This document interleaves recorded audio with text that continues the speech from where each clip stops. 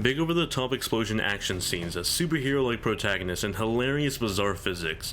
Just Cause 3 is all about being an over-the-top sandbox that ignores story for a chaotic fun action adventure. The new open world of Just Cause 3 is huge, and how you travel through it is totally up to you. Fast travel from area to area, hijack a jet, or use a combination of your grappling hook with a wingsuit to feel like Spider-Man cross Superman flying through the air. During gameplay moments like these, you'll see friend challenges in the corner of your screen that compare your results to your friends online, like how long you were able to fly in a wingsuit before hitting the ground. Mastering the grappling hook and the wingsuit combination takes skills, but you'll develop them over time the more you play, and they easily become one of the most fun and satisfying tools in the game.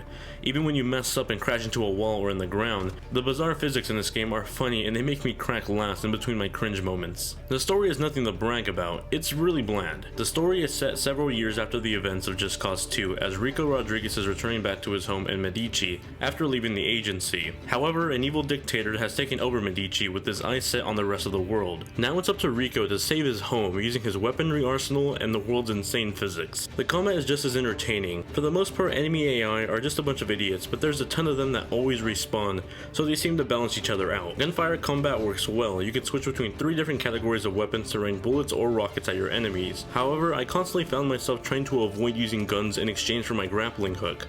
The grappling hook is by far my favorite tool in my arsenal. Besides being able to use it to fly around like Spider-Man, you can tie enemies to each other and slingshot them, attach a car that's chasing you to a wall, or drag down a helicopter that's chasing you down. The amount of crazy possibilities with this tool are endless, and I constantly found myself just trying to use it to mess with enemies for fun. I'll admit it, there were a few incidents with deers and goats being attached to cars. Just Cause 3's biggest attraction are the big explosive set pieces. Not everything is destructible, but a lot of things are. Bridges can collapse, towers can fall, and power plants are only a few bullets and rockets away from being a Disneyland fireworks show. Just Cause 3 simply has one of the most satisfying explosion effects I've ever seen in the game. Aside from the main story missions, there are towns that you can liberate. While they're sort of fun during the first few hours of the game, they quickly become padding between main story missions. These liberation missions can be best broken down to destroying the red marked items in town, tear down the statue of the general, let the rebels take over the police station, and then raise the rebel flag. This formula becomes quite repetitive and more or less a drag towards the middle of the game. When you liberate these towns, you can unlock challenges around the area.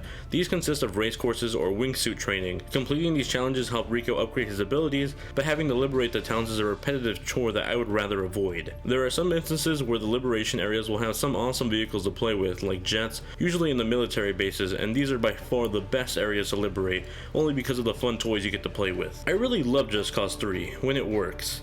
On PC, it ran really smooth on my GTX 970 i4790K rig at 1080p 60 frames per second. However, over time it started running like crap. I started dipping into the low 45 FPS marks, and by the next day when I restarted the computer, it started running at around 25 to 30 frames per second. It seems like there might be a pretty widespread RAM leakage issue, and in general it's just lack of optimization. Loading times are extremely long at the start of the game, so I recommend installing this on an SSD. Playing the game offline also loads the game a bit faster since you're no longer trying to constantly connect to Square Enix's servers. And don't worry, the online features basically consist of a leaderboard. There's no multiplayer in this game. If you have an AMD card, there aren't any official drivers out for it just yet, so performance issues are bound to come up for most. On the console side, both PS4 and Xbox One aim to be hitting at a constant 30 frames per second, but they dip down into the 20s during heavier battle scenes. PS4 runs at 1080p, while the Xbox One runs at 900p. While both dip in frame rates during big explosion set pieces, like one specific bridge explosion at the beginning of the game, the Xbox One seems to have more trouble handling Avalanche Studios' game engine than the PS4 does. For the most part, they have similar performance, but the PS4 is definitely the better version in terms of the console versions. Like I said, Just Cause 3 is awesome when it works.